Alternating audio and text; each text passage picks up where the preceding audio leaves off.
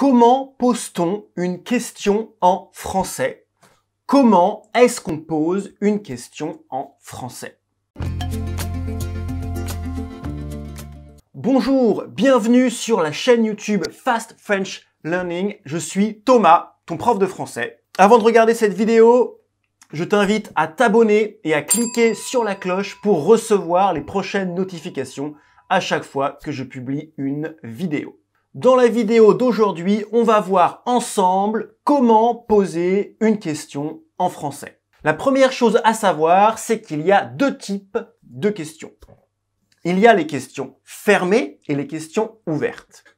Les questions fermées amènent une réponse qui est oui ou non, et les questions ouvertes amènent une réponse qui est une réponse développée. On ne peut pas répondre par oui ou par non à des questions ouvertes. Pour les questions fermées, il y a trois éléments à connaître. Le premier élément, c'est pour savoir comment est-ce qu'on fait une question qui amène à une réponse fermée par oui ou non. La première chose, c'est l'intonation. L'intonation, le ton monte à la fin de la phrase. Par exemple, tu vas faire les courses? Tu vas faire les courses? Ce n'est pas tu vas faire les courses? Dans ce cas-là, ce serait une phrase affirmative. Tu vas faire les courses. Pour une phrase interrogative, le ton monte à la fin de la phrase. Il devient plus aigu. Tu vas faire les courses? Tu vas faire les courses? Oui ou non?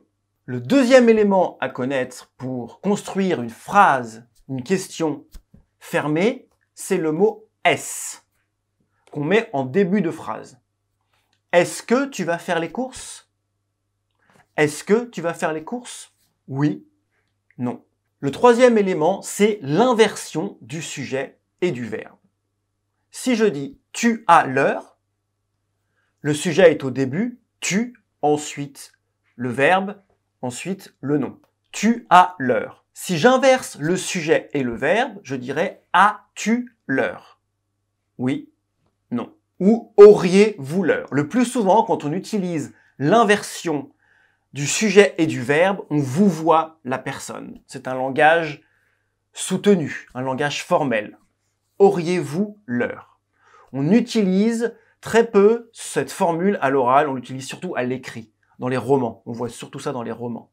On va voir maintenant un élément très important avant de passer aux questions ouvertes, c'est qu'il y a plusieurs niveaux de langage. Il y a 3 registres de langage en français. Quand on parle à quelqu'un, on doit adapter son langage en fonction de la personne à qui on parle. Est-ce que c'est une personne que je ne connais pas du tout? Est-ce que c'est une personne que je connais bien? Est-ce que c'est une personne que je ne connais pas très bien? Est-ce que je m'adresse à elle dans le cadre d'une soirée avec des copains et des copines? Est-ce que je m'adresse à elle dans le cadre du travail? Etc. Comme je disais avant, en français, il y a 3 registres de langue. Le premier est le registre familier. On utilise le registre familier avec des personnes qu'on connaît bien, avec la famille, avec des amis. Le deuxième est le registre courant, qu'on utilise à la fois à l'écrit et à l'oral, et qu'on peut utiliser avec tout le monde. Le troisième registre est le registre formel, qu'on utilise beaucoup plus à l'écrit qu'à l'oral, mais qu'on peut utiliser aussi à l'oral, dans le cadre du travail par exemple, avec ses supérieurs, ou quand on parle avec une personne âgée pour marquer une forme de distance, une forme de respect. Maintenant, on va voir comment répartir les questions ouvertes dans ces 3 registres de langue. La première chose à savoir, c'est qu'une question ouverte est formée à partir d'un mot interrogatif. Il y a 7 mots interrogatifs. Qui, quoi, comment, où, pourquoi, quand, combien. On va voir ensemble plusieurs exemples avec 3 mots interrogatifs. Où, quand, comment. Le registre familier, tu vas où? Je vais à la plage. Où tu vas? Je vais faire les courses. Le registre courant, où est-ce que tu vas? Je vais au cinéma. Le registre formel, qu'on utilise le plus souvent avec vous. Où allez-vous? On rentre chez nous. Maintenant, on va voir des exemples avec le mot quand. Le registre familier. Vous partez quand? On part ce soir. Le langage courant. Quand est-ce que vous partez? On part dans 1 heure. Le langage ou le registre formel. Quand partez-vous? On part dans 1 heure. Comment? Le registre familier. Comment tu t'appelles? Je m'appelle Thomas. Tu t'appelles comment? Je m'appelle Sophie. Le langage courant. Comment est-ce que tu t'appelles? Je m'appelle Charles. Formel. Comment vous appelez-vous?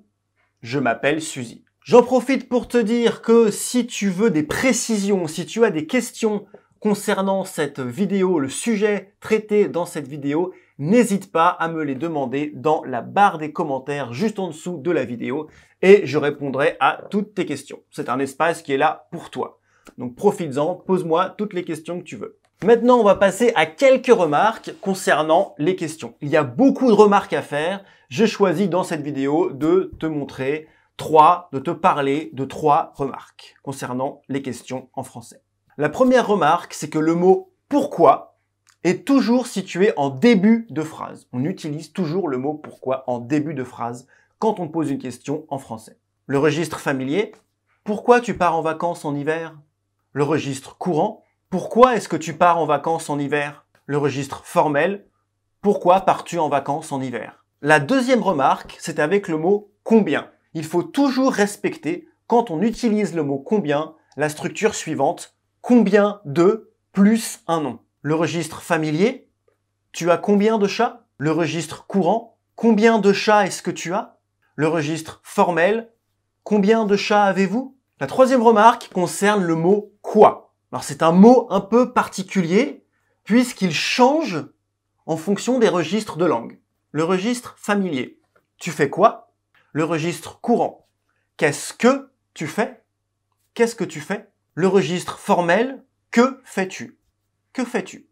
Ou que faites-vous? Comme je le disais avant, on utilise beaucoup plus souvent le vouvoiement pour le registre formel. Que faites-vous? Si tu as aimé cette vidéo, s'il te plaît, mets un like, partage-la sur les réseaux sociaux, YouTube, Facebook, Twitter. Help me to spread the word about Fast French Learning. Et surtout, si tu veux faire partie de la communauté Fast French Learning, on est déjà plus de 4700 membres. Je suis super content. Merci beaucoup à vous tous. Eh bien, clique sur le premier lien qui est dans la description. Écris ton email et je t'envoie juste après ton cadeau 100 phrases en français que tu peux utiliser tous les jours.